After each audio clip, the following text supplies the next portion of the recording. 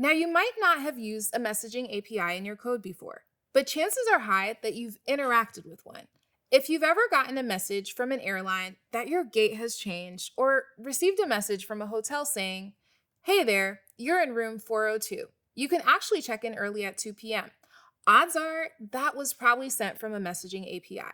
Messaging APIs allow businesses to scale their communications in ways that would be unthinkable without technology. Let's put this into perspective. Imagine the sheer number of travelers passing through a major international airport every day. Now imagine the chaos if dozens of flights were delayed and every single traveler needed to be notified. Without technology, what would that look like? Handing a team of employees a phone, a spreadsheet, and instructions on who to message, when, what to say would be a logistical nightmare. But for a messaging API, it's just another day at the office. APIs make sending messages at scale seamless, empowering us with powerful tools that simplify complex tasks.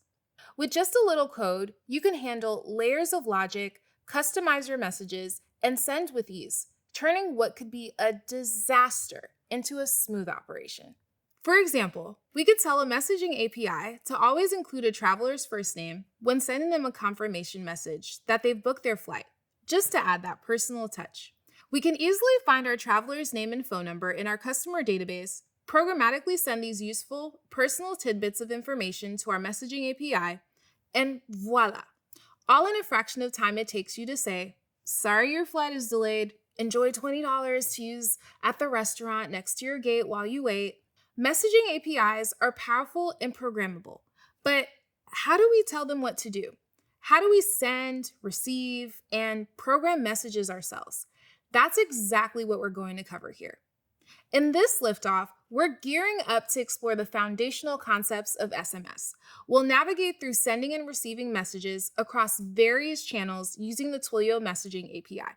And we'll chart a course to track the performance of our messages, all while staying compliant with telecom regulations. Ready for takeoff? Awesome.